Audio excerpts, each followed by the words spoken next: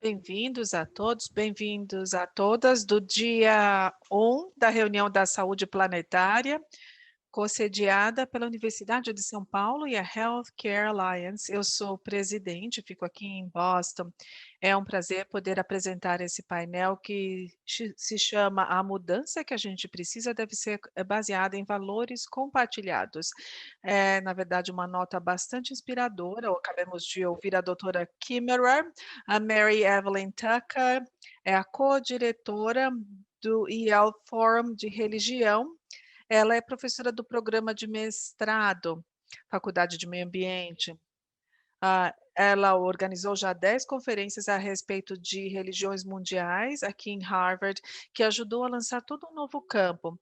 Houve uma série de cartas e volumes que foram publicados por Harvard, confucionismo, budismo, hinduísmo, e ela é autora de vários outros volumes bastante interessantes, importantes nesse campo de conhecimento, e também foi editora de vários outros. Atuou no Comitê Internacional, membro do Conselho Internacional e Europeu.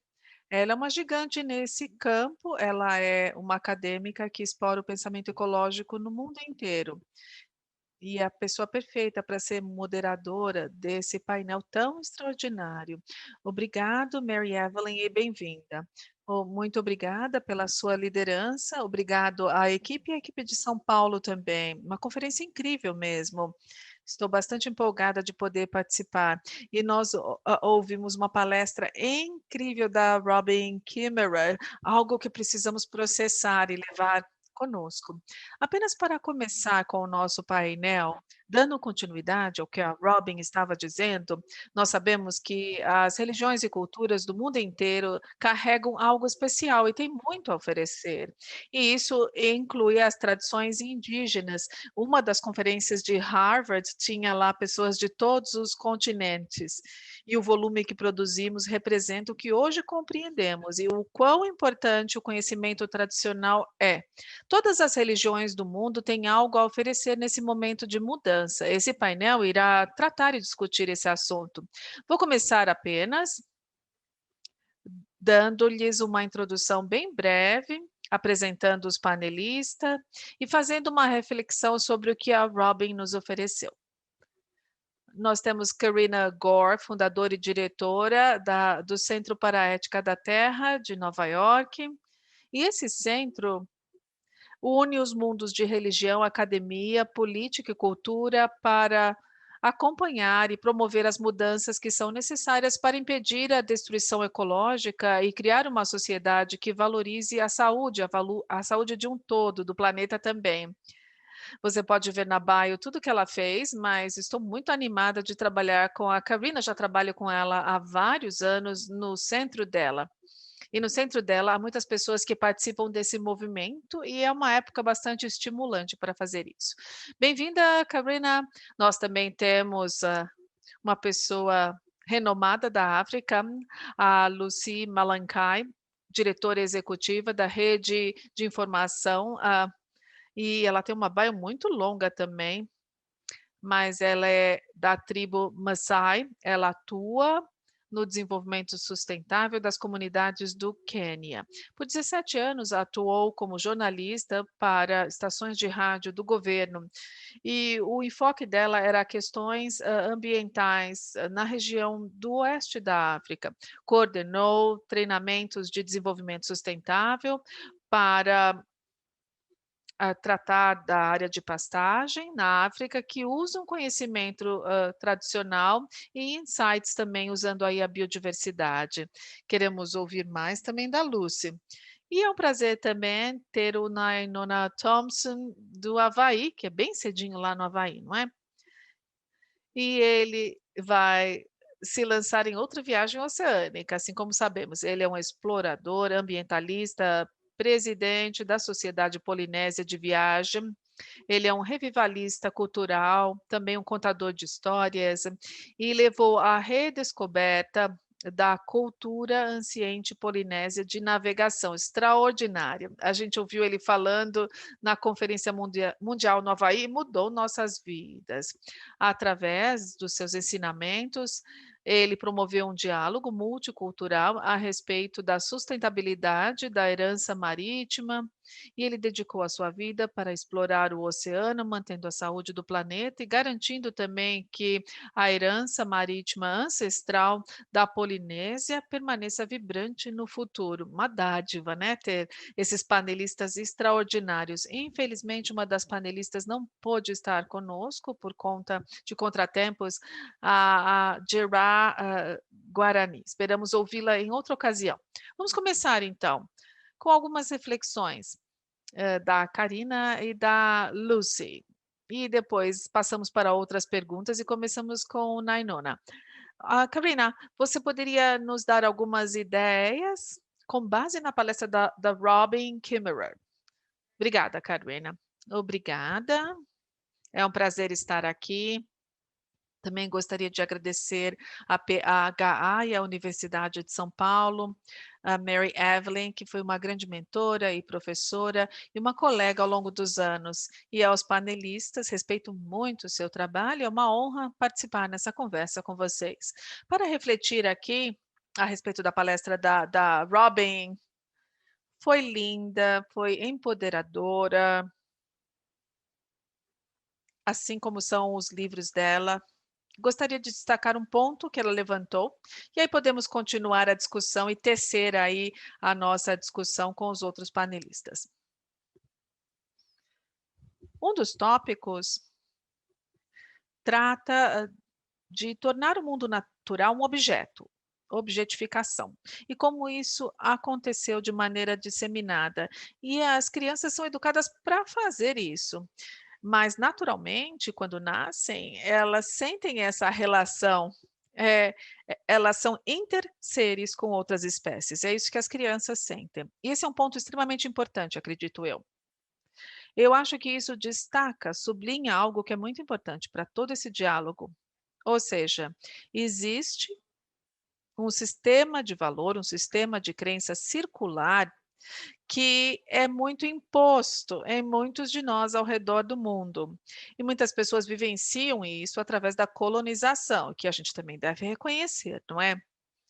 É também algo que as crianças vivenciam, elas vêm ao mundo e têm esse sistema de crenças baseados em objetos, que é imposto a eles. E as religiões? O que as religiões têm a oferecer? Todas as tradições de fé do mundo é uma contraforça a isso. Cristianismo, no judaísmo, islamismo, hinduísmo, budismo, que prevalece na Ásia, há esses ensinamentos a respeito da santidade do mundo natural, a interconectividade da vida. Mesmo na tradição abraâmica, que é baseada pegar a Bíblia hebraica, você pode pegar a Bíblia hebraica e ver que há muita personificação da natureza, Deus falando através da natureza com a natureza. Portanto, eu acredito que entendemos que o papel da religião, da fé, da espiritualidade é crucial nesses tempos para ser uma contraforça ao que a doutora Robin descreveu, que é objetificar o mundo natural.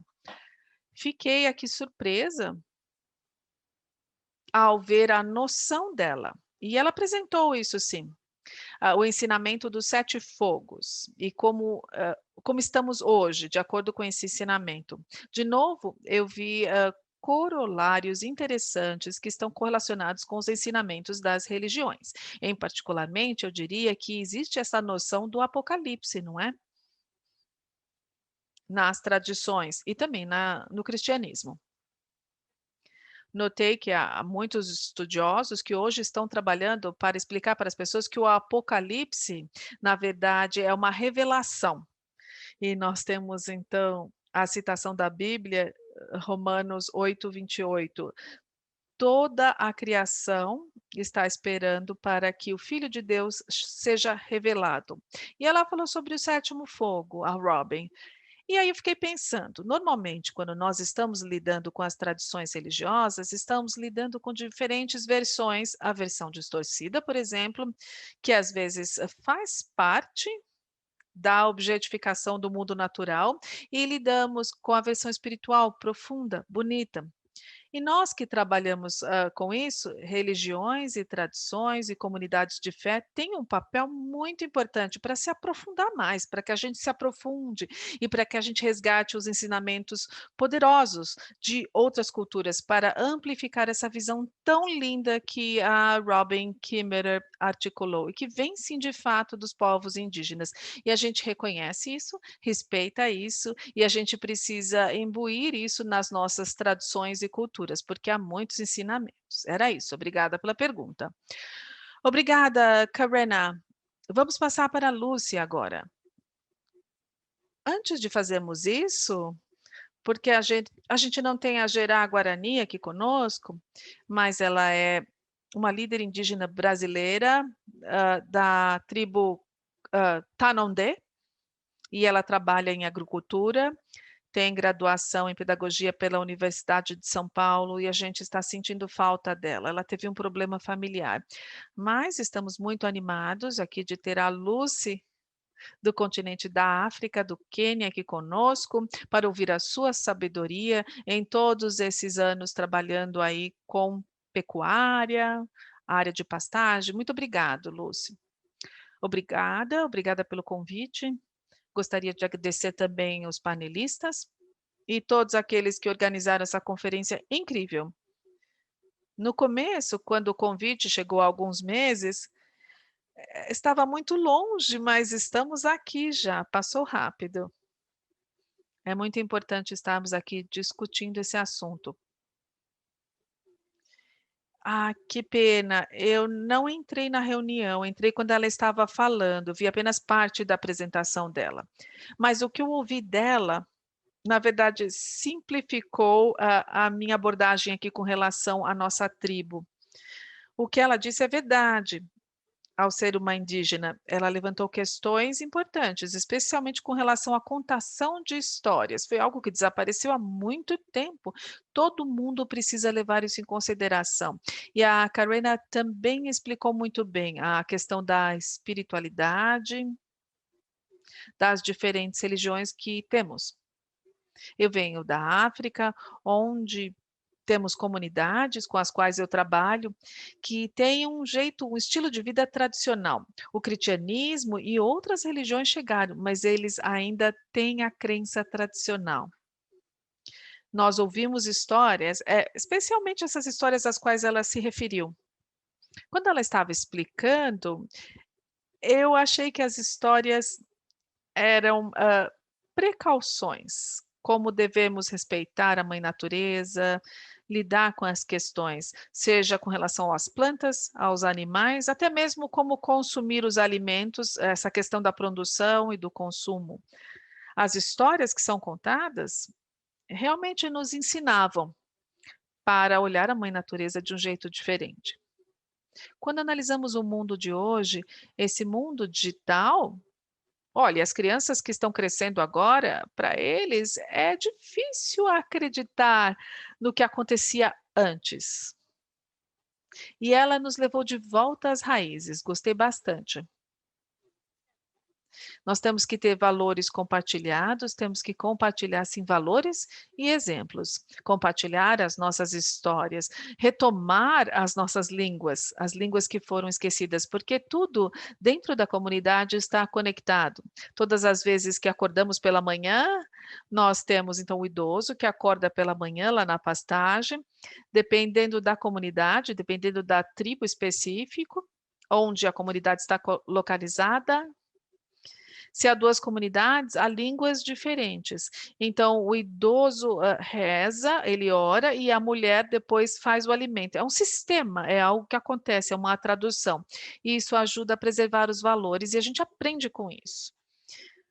É importante compartilhar tudo isso. A conferência é exclusiva, estamos tentando definir as coisas que são cruciais, considerando o que estamos enfrentando no mundo hoje, não é? Destruição, desmatamento E são coisas importantes que aprendemos com a Robin. Já que ficou gravado, acho que a gente tem que compartilhar a palestra dela para que possamos ouvir de novo e refletir o nosso modo de vida. Obrigada. Que bom, honramos aqui o prêmio Nobel que foi para a África Ocidental. Ele trabalhou com o movimento do Green Belt, do Cinturão Verde. Então, é muito importante, ela trouxe de volta aí as raízes cristãs.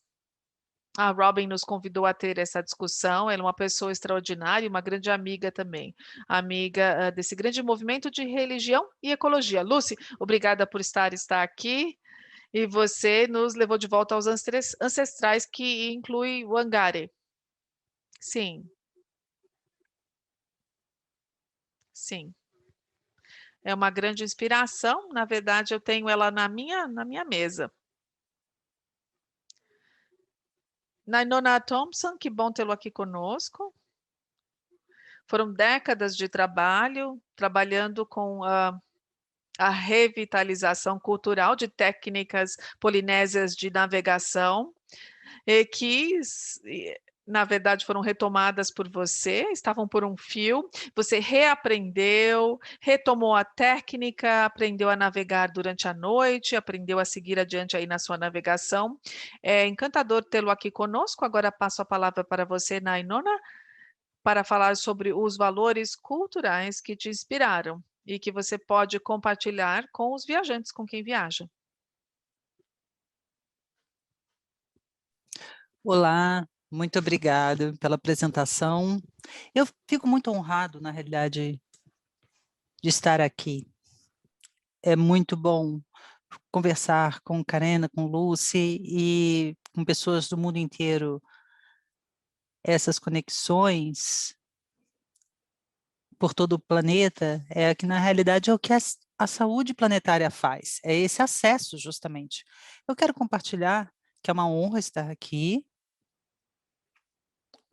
Estamos no meio do Pacífico. Eu cresci e me criei no Havaí, um oceano que é maciço. Estamos tentando fazer a nossa parte por um futuro melhor e, às vezes, precisamos também depender na fortaleza e na beleza dos outros. E eu queria dizer, antes de tudo mais, eu gostaria de agradecer ao Sam Myers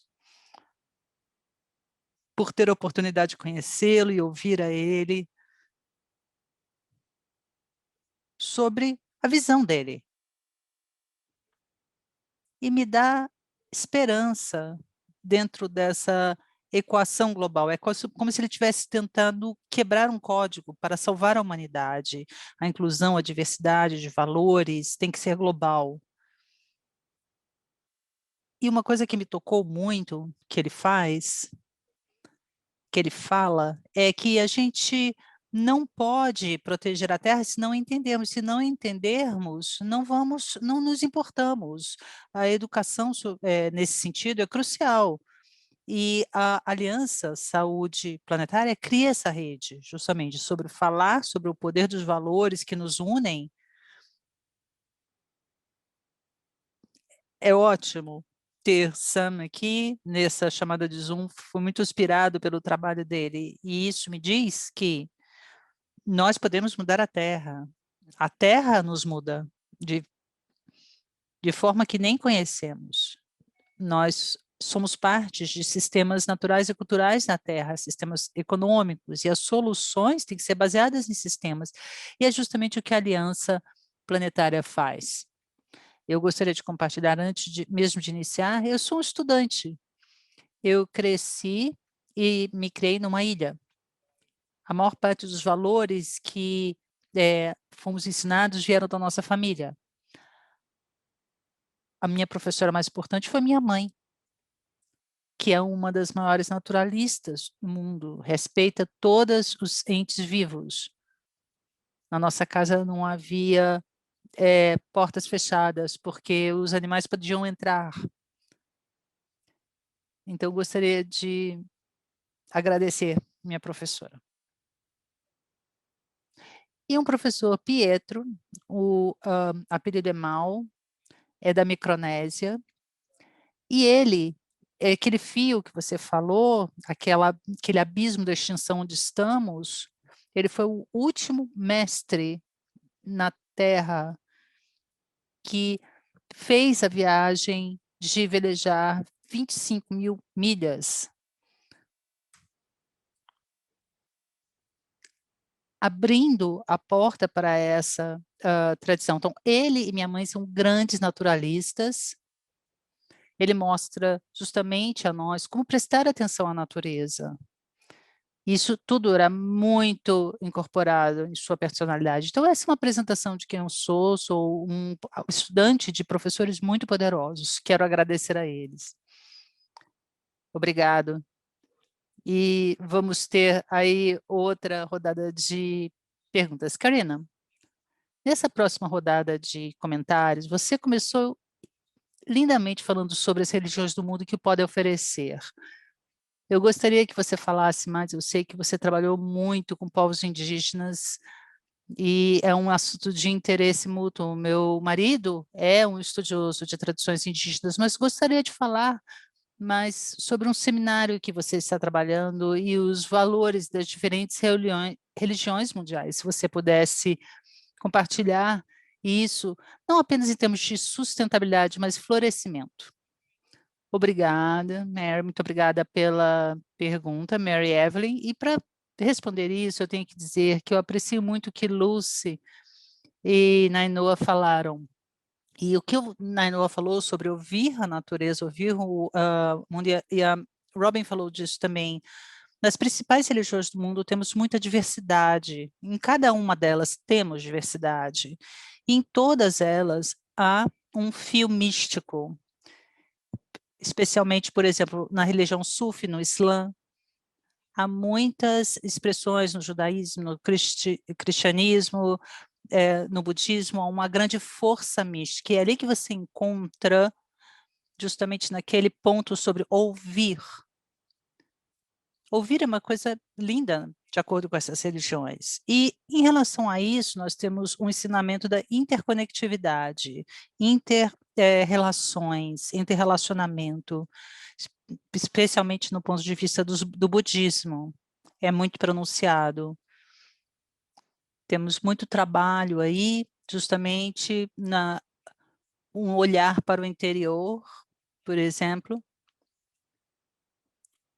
o Tentamente encíclico do Papa Francisco, que ele escreveu em 2015, onde ele fala da ecologia integral e a interrelação, interconexão com o mundo natural de uma forma que é muito poderosa.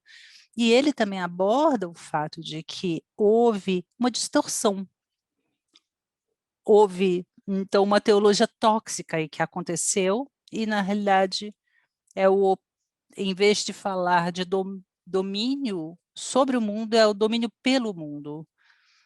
Então, hoje em dia, temos aquele gráfico que a Robin nos mostrou, essa é a interpretação distorcida e que confunde domínio com dominação. Então, eu gostaria de reconhecer outros líderes no mundo cristão, tem um trabalho aí para desatar esse nó e criar uma nova interpretação menos tóxica disso. Então, essa interrelação é mantida em outras tradições também, como eu disse, no budismo, por exemplo, onde temos um grande professor budista dizendo que estamos aqui para despertar da ilusão da separação, para nos despertarmos. E isso ressoa, com certeza, em vários outros pontos de outras religiões.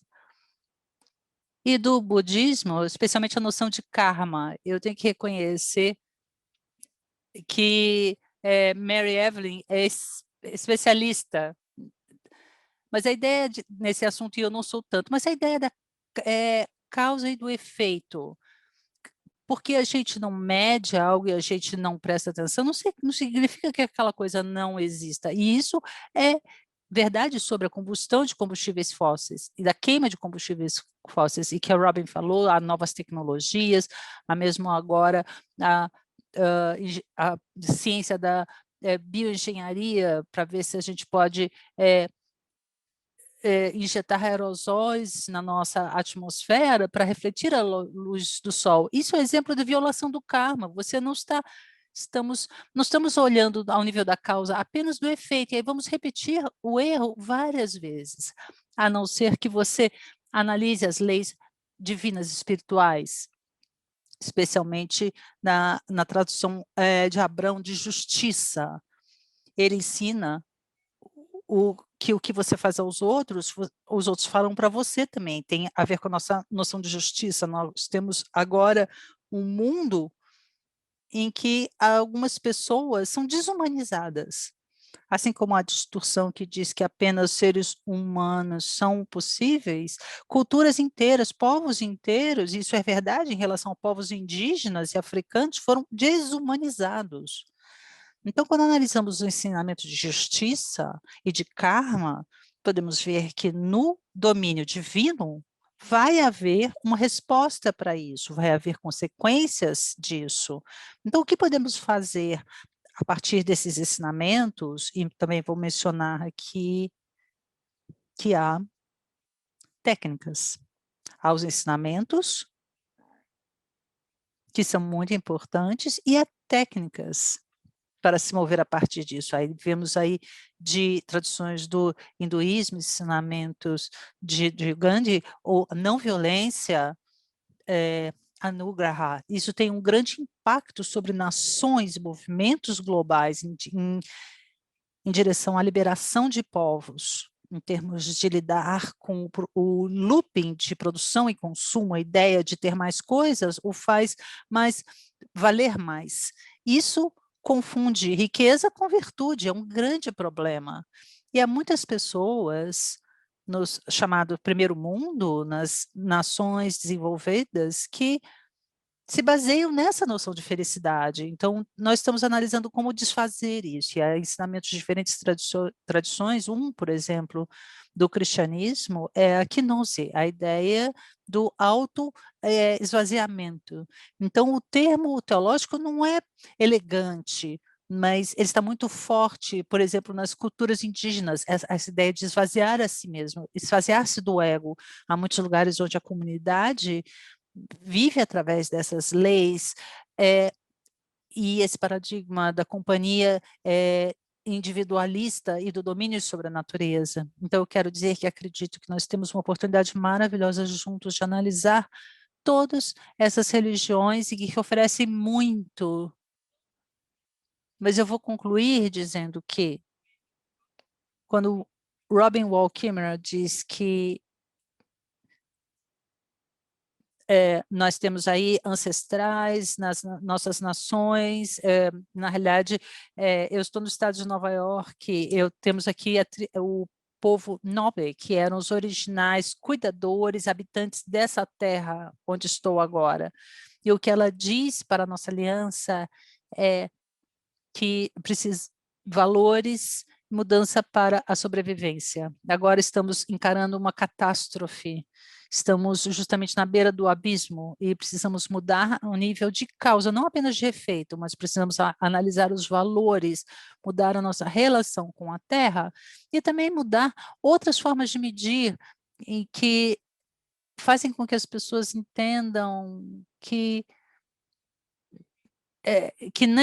nem tudo é individualismo e aquisição de riquezas materiais. Nós temos que pensar em termos do longo prazo, a ideia de justiça, amor e uma raça comum. Muito obrigada, estou super feliz que isso esteja tudo sendo gravado. Eu queria dizer, se eu posso escolher 2 pontos aqui, muitos desses recursos estão no website IEL.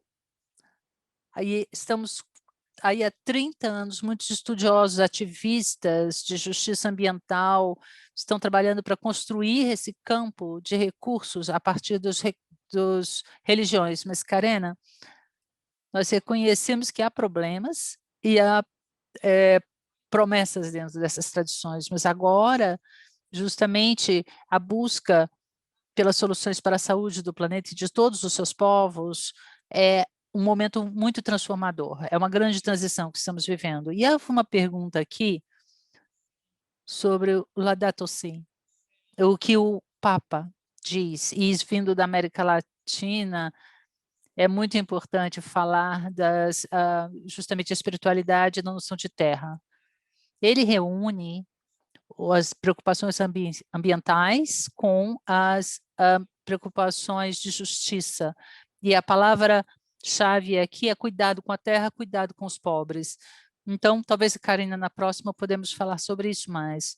Lucy, há muito também para ouvir da sua perspectiva a respeito disso. Talvez você possa nos dar mais especificamente alguns dos valores que você tem visto nas últimas décadas do seu estudo com o povo Maasai e outras formas a partir das quais podemos habitar a terra de uma forma apropriada e equilibrada. Então, Lucy, você tem a palavra. Muito obrigada, obrigada, Karina, por essa apresentação maravilhosa.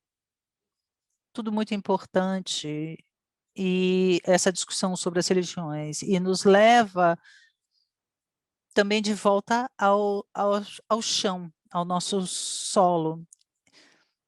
Eu estive, né, no Havaí, parecia que eu estava na África, em 2016.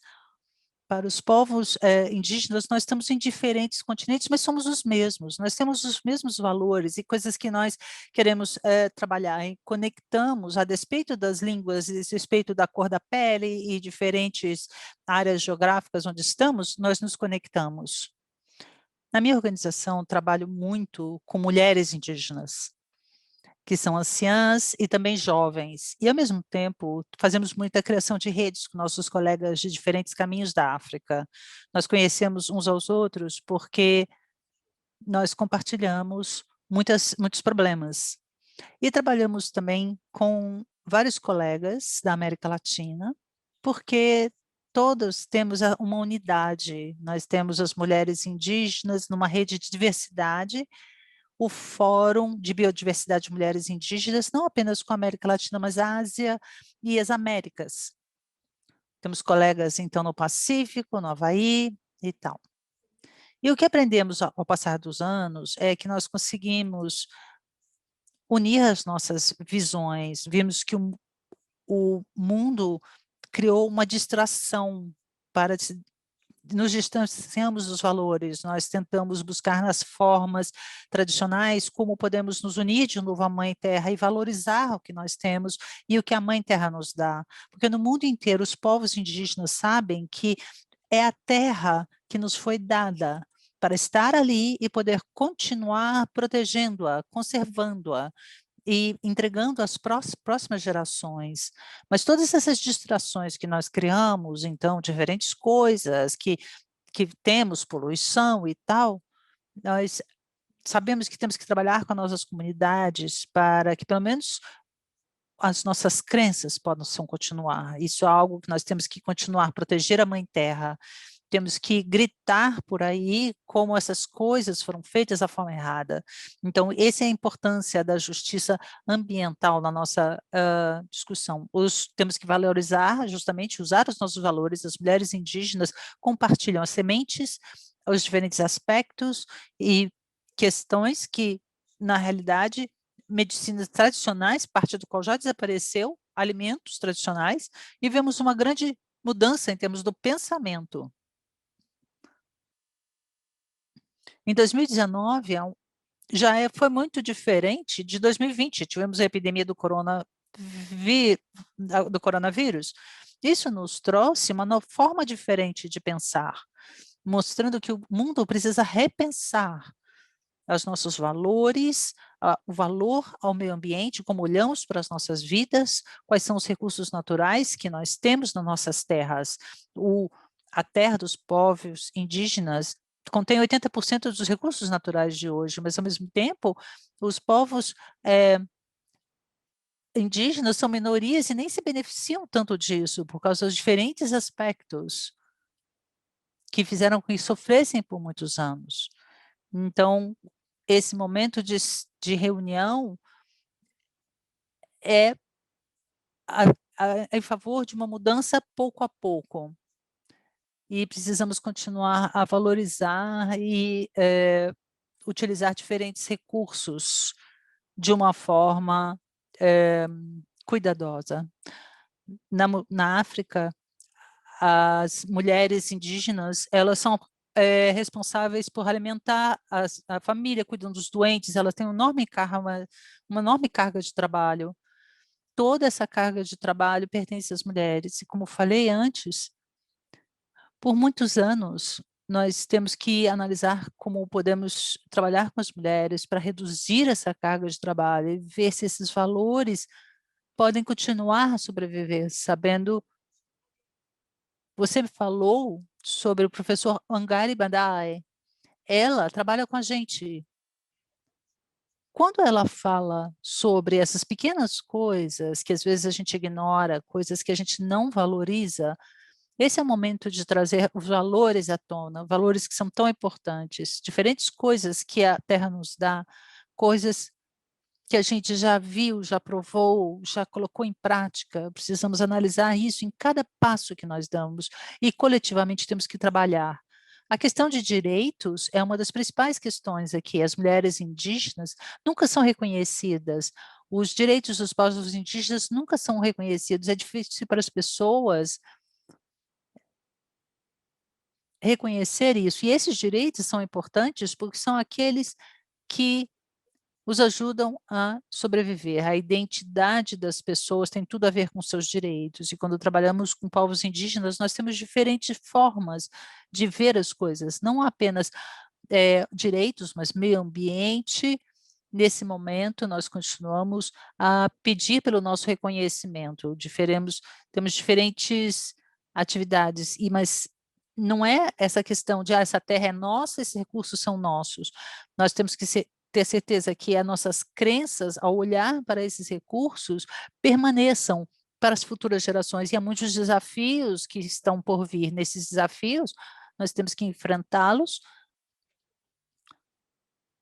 com paradigmas diferentes do que estamos vivendo agora. Portanto, é muito importante analisar essas questões juntos e sempre dizemos que compartilhamos valores, mas é interessante que para nós, na África, entre os diferentes povos indígenas e tribos, nós compartilhamos juntos vários valores. Nós vivemos um ecossistema diferente, podemos compartilhar, então, diferentes partes do o que temos e o que não temos com diferentes regiões. Então, isso é um ponto de vista diferente sobre os direitos. Temos que abordar várias áreas, porque isso irá nos fortalecer. Seremos mais fortes do que éramos antes. Obrigada, Lucy. Muito empoderador. Vamos ouvir agora a palavra final e depois iremos abordar as perguntas. Perguntas excelentes. Nayona, você tem tempo, mas tem uma pergunta que vai estar relacionado com o que você vai dizer. Então, já vou fazer essa pergunta. E aborda aí o que a Lucy disse e a Karena disse também. As ecologias e o papel da cosmologia que integra a subsistência e a vida com o mundo natural. A gente vê que os valores vêm da cosmologia profunda para trazer os valores ecológicos e humanos. Ah, bom, vamos lá. Nainoa, eleja um tópico e pode discorrer sobre ele. Obrigada. Eu fico muito agradecido. Estou aprendendo muito de duas estranhas, a Karina e a Lucy. Fortalecer essa crença. E uma das perguntas que eu tenho é: qual é a cultura da humanidade? Quais são os valores centrais que definem a humanidade? Será que a cultura ela é tão viva que ainda pode mudar? Será que ela é educada o suficiente para tomar boas decisões? Nessas pequenas ilhas, a gente está tentando descobrir isso, como podemos contribuir para isso que eu citei. E ouvir Karina e Lucy, a gente descobre que tem outros que enfrentam a mesma coisa, e fico grato a elas por saber. Quando a gente viaja pelo mundo navegando, a gente tenta descobrir isso. As comunidades globais, elas ainda prezam o valor? Elas prezam esses valores? Será que enxergamos um mundo que é maior do que nós? Será que a gente tem essa responsabilidade, encara essa responsabilidade de tomar as decisões corretas? Imagine que você está navegando. A gente estava reaprendendo o voyaging, né, do grande mestre navegador. E a gente não sabia ficar em pé, a gente não sabia dormir, a gente não sabia mirar, olhar. A gente ficou assistindo o mestre, ele mal falava inglês, em 4.000 anos, né. Ele foi recebendo isso de seus ancestrais. E estávamos lá 30 dias com ele. E ele estava ali, sabemos onde estamos, temos que memorizar de onde viemos, e temos que saber que a natureza é uma dádiva, a natureza nos dá pistas como se fosse um presente, seja o cosmos, seja a atmosfera, a onda do mar, a vida oceânica. E esse homem, esse mestre, ele disse: "Olha, você sabe onde está, mas memoriza da onde você veio, você não consegue, você tem que dormir, né?" A gente às vezes fica acordado 22 horas por dia, era o que ele fazia, ele se concentrava na natureza, a natureza mostra o caminho. Ele não acredita que você vai a uma ilha, ele acredita que a ilha vem até você, se você prestar atenção na natureza. Bom, o grande mestre Malpiali, ele fez 5.000 observações a respeito da natureza em um único dia. Ele optava virar à direita, virar à esquerda, equilibre a canoa, se distancie, nessas 22 horas em que ele estava acordado. E aí tomava uma decisão, ao nascer do sol e ao pôr do sol, sempre se atualizando. Onde eu estou, onde eu tenho que ir. Olha, saiba onde você está e saiba de onde veio. E você só sabe para onde vai, porque você sabe onde está. Ao estar com esse mestre, eu ficava me perguntando: e se tivéssemos 8 bilhões de pessoas nessa pequena ilha chamada Terra?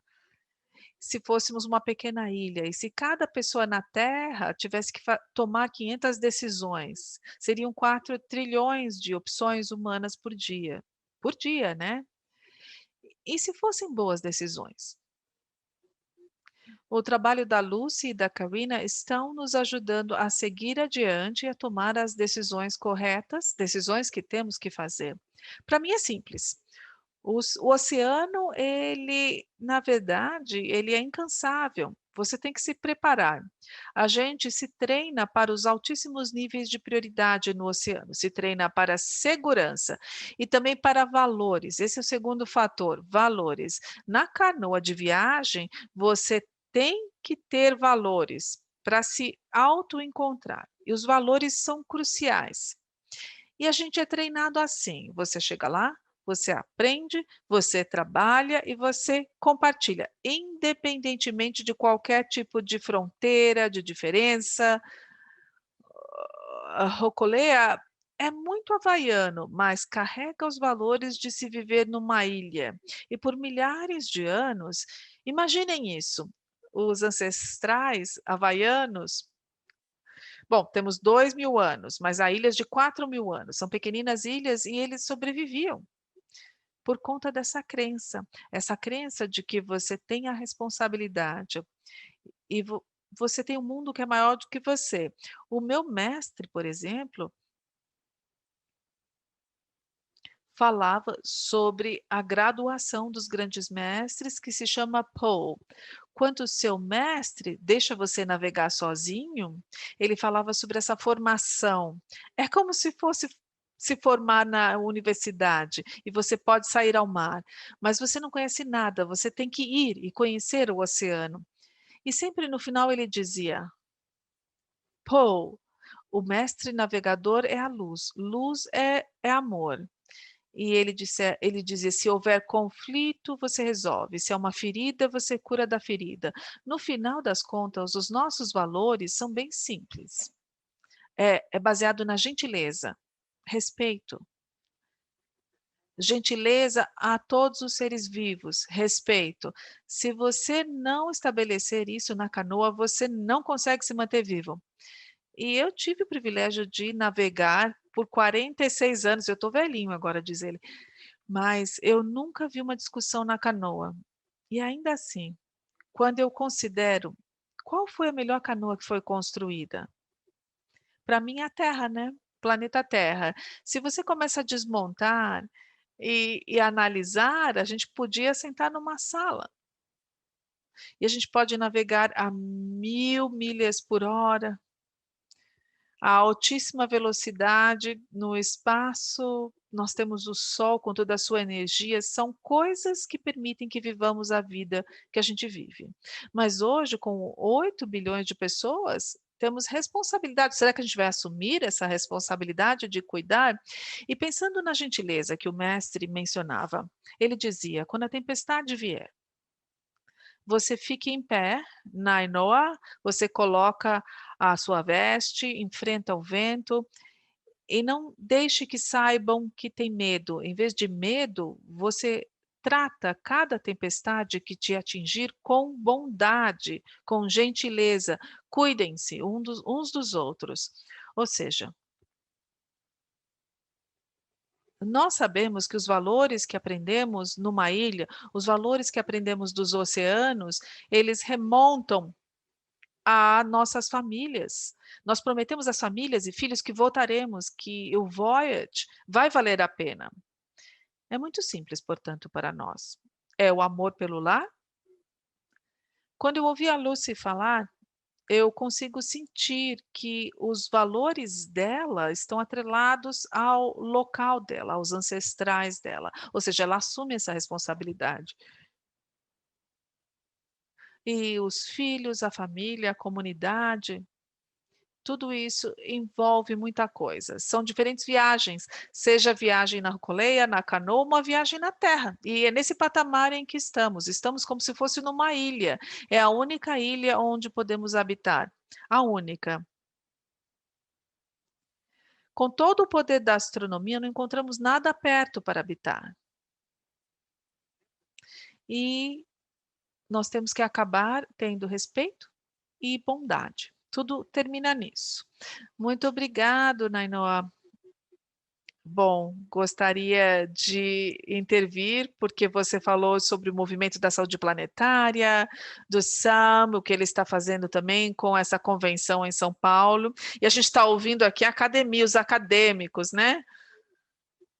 Que fica muito fechado a essas questões que você mencionou. É tudo engenharia e ciência. Mas em dezembro houve vários docentes, 400 se reuniram para pensar na saúde planetária. E no final dessa conferência, eu mencionei o seu trabalho e o conhecimento ambiental tradicional, mas especialmente as técnicas de navegação. E eu ouvi respostas do reitor de engenharia, o reitor de arquitetura, de vários cientistas e de alunos que também ouviam.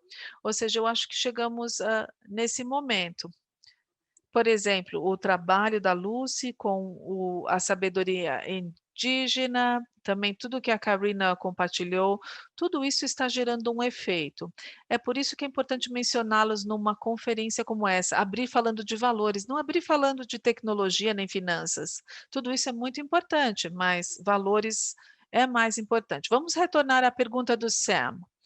Quando ele diz, ele ouve então essa linha que passa por todas as religiões, falando do sagrado da natureza, do valor da natureza. E é muito bom saber que vocês usam esses valores na academia. E aí o Sam disse: se esse é o caso, como é que a gente perdeu esse sentido de reverência que a gente sentia perante a natureza?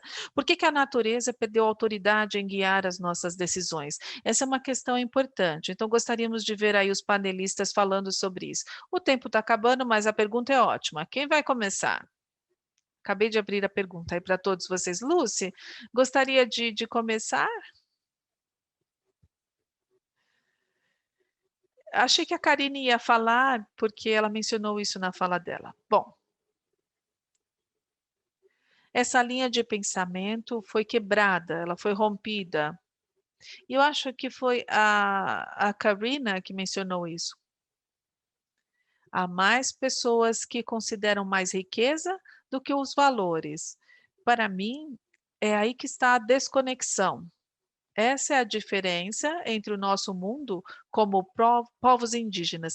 A gente continua a seguir a linha de pensamento. Na Noa falou sobre estar num barco, você está lá, os ventos começam a soprar E essa cadeia de confiança não pode ser quebrada, a gente tem que continuar a navegar.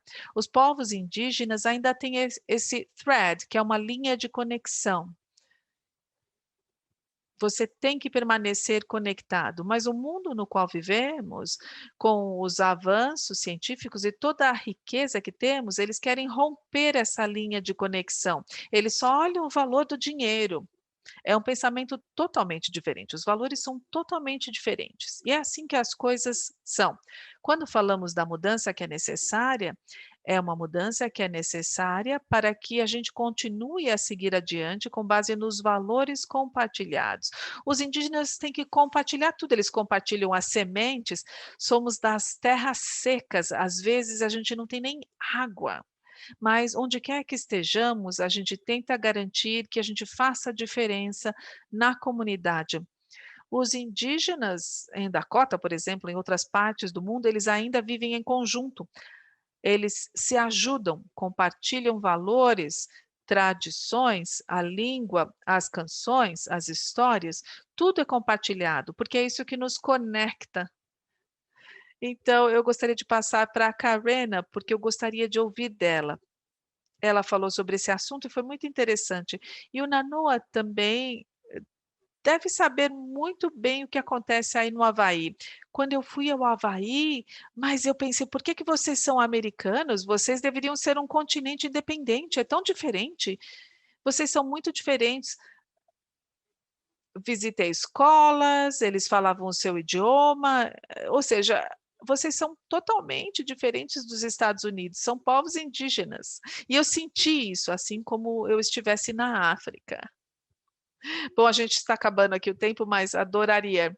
Sim, há pontos em comum, disse a Mary. Agora, Karena, com você. Você breve, muito obrigada, Lucy, pelas palavras inteligentes, palavras sábias. Palavras habeas de Nainoa, da Lucy, muito obrigada, sou grata pelas palavras. Bom, por que a desconexão? Por que perdemos a conexão? Há várias mitologias na cosmologia e em outras culturas que descrevem quando as pessoas se afastam da verdade. As pessoas se afastam de quem realmente são. E a Bíblia hebraica tem lá os profetas que trata disso realmente. A palavra deles pode ser simbólica, mas acredito que é bastante instrutivo, porque eles falam da idolatria. Por que você quer ter ouro, quando você pode ter, o criador, o divino? É nesse patamar que nós estamos, e nós vamos continuar a vivenciar a dor que virá, que será a consequência, com essa falta de orientação. Aplicar esse sentido do sagrado. Olha, não importa quanto de poluição nós tenhamos. Portanto, eu acho que nós precisamos, de fato, buscar esse tipo de orientação. E eu gostaria de dizer que há um ensinamento de reciprocidade, e ela fala sobre a colheita merecida. É um conhecimento indígena que considera outras religiões também, ou seja, o relacionamento correto, algo que equaciona todos nós. Portanto, isso tem que ser perante a outros, a natureza e ao divino. Ou seja, ele era um abolicionista, ele lutava contra a escravatura nesse país. Nós precisamos entender o poder divino e esse sentido de regulação que vem da reciprocidade. É isso que vai nos guiar para a reconexão, reconexão com a natureza que a gente tanto precisa. Obrigado, Karina, Nainoa, última palavra, nossa última bênção. Obrigado, obrigado por tudo, foi uma excelente manhã. Voltando então à questão, o mundo moderno está se desconectando do relacionamento com a natureza. A visão da ilha é que a humanidade não é a prioridade. Cosmos vem primeiro, a água vem em segundo, a natureza vem em terceiro.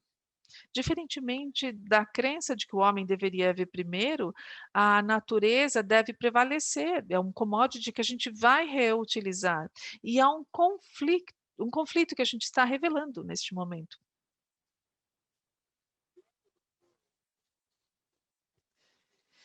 Estamos nesse mundo, 250 anos de industrialização, nós é que propusemos isso. As escolas públicas nos Estados Unidos foram construídas para desenvolver a força-tarefa, para industrializar e para tornar o país mais potente do mundo. E a gente fez isso. Mas a gente não prestou atenção à cultura, ou à ecologia, ou ao clima. E agora estamos descobrindo, e eu vou concluir aqui, olha só. Eu fortemente creio nos jovens, no movimento dos dias de hoje, onde a natureza vem em primeiro lugar. Você tem que mudar o que se ensina nas escolas. O indicador de longo prazo é o que a gente ensina às crianças. E eu vou concluir rapidamente aqui, diz o professor. É por isso que a saúde planetária é tão importante. Tem um código que tem que ser moldado para que as pessoas se reúnam com base na diversidade. O que é tão bonito nessa palestra hoje é que eu conheci a Karena e a Lucy e a Mary e acabei descobrindo que vocês não estão sozinhas, nem eu estou sozinho. Estamos nessa luta com tantas outras pessoas que estão tentando fazer a coisa certa. E tudo se trata do movimento. Saúde planetária é um movimento para o bem, para a Terra. Lucy, Karina, obrigado, obrigado. Foi um prazer conhecê-las, foi incrível. Espero que seja just o princípio da jornada. Cuidem-se. Obrigada, o tempo acabou, o Sam está aqui e muito obrigada a todos pela apresentação incrível. Muito obrigada. Obrigado a todos por uma conversa tão rica. Obrigada, Mary Evelyn, pelo incrível trabalho de moderação. Vamos fechar agora e vamos nos reunir em 10 minutos para a sessão final do dia. Obrigado a todos vocês novamente.